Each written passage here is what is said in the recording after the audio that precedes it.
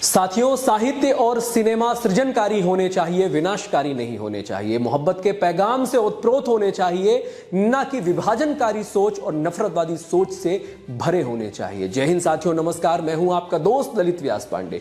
साथियों, सिनेमा चाहे छोटा हो या बड़ा हो, साहित्य छोटा हो या बड़ा हो, स्थानीय हो या राष्ट्रीय हो या फिर वैश्विक हो, इस बात का ख्याल रखा जाना चाहिए कि जो भावनाएं हैं वो भावनाएं हर व्यक्ति की होती हैं, भावनाएं पूरे समाज की होती हैं। भावनाएं चिन्हित नहीं होती, भावनाएं किसी की व्यक्तिगत नहीं होती हैं, सार्वजनिक होती हैं। सभी की भावनाओं को ठेस ना पहुंचाने वाला कंटेंट बनाया जाना चाहिए। किसी की भावनाएं आहत करने के उद्देश्य से कोई कंटेंट नहीं बनाया जाना चाहिए और किसी भी क्रिएटिविटी के नाम पर किसी वर्ण विशेष को टारगेट करने का जो क्रम था वो बंद होना चाहिए। केवल सवर्ण समाज और ब्राह्मण समुदाय को ही बार बार लक्ष्य करना, बार बार टारगेट करना, ये पूरी तरह से प्रतिबंधित होना चाहिए। छोटे कलाकार हो, यूट्यूबर्स हो या फिर बड़े कलाकार हो। अभी हाल ही में नेटफ्लिक्स द्वारा जो मनोज वाजपेयी की एक वेब सीरीज आ रही है जिसका नाम है घूसखोर पंडित, इसी प्रकार से पोगा पंडित, अनेक बलात्कारी बाबा प्रकार, नाना प्रकार के जो कंटेंट बनाए जाते रहे हैं वो घोर निंदनीय है और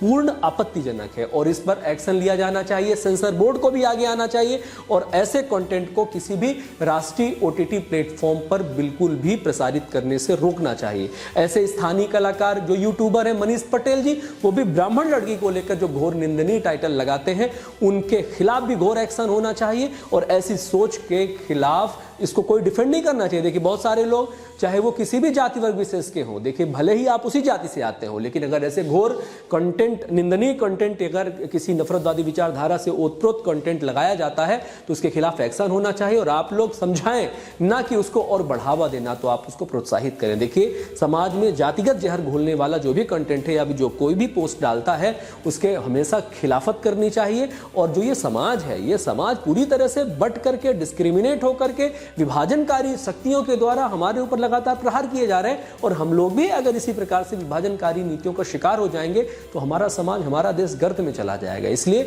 अब समय आ गया है कि केवल सवर्ण समाज और ब्राह्मण समुदाय को लक्ष्य करके केवल उनको विलन के रूप में प्रस्तुत करने की बजाय उनके लिए भी अब ऐसा कानून हो कि जिस प्रकार से अन्य जातियों को जातिवादी शब्दों को टारगेट करके जब कोई शब्द प्रयोग किए जाते हैं तो अपराध माना गया है, वैसे ही ब्राह्मण समुदाय के ऊपर भी ब्राह्मण और ब्राह्मणों को नीचा दिखाने वाले जिन भी शब्दों का प्रयोग किया जाए उनके लिए भी प्रतिबंधित किया जाना चाहिए। और आर्टिकल 14 के तहत जो समानता का अधिकार हमें देता है हमारे देश में रहने के लिए, अल्पसंख्यकों को भी देता है।